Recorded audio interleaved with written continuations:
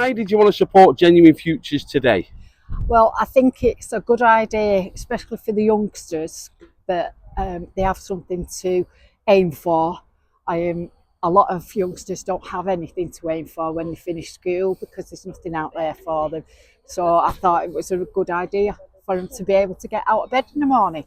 Fantastic. And how was the service today, Debbie? Oh, this is the second time I've used the service. Last time it was just for a wash on the outside. This time it's for a mini valet and wash on the outside. It's absolutely fantastic.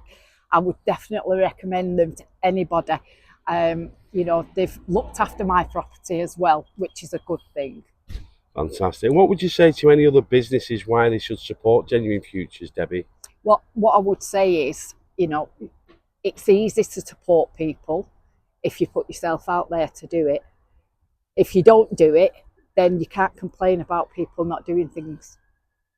Fantastic, Debbie. Really appreciate your support today. So thank you and enjoy the rest of the day. Thank you.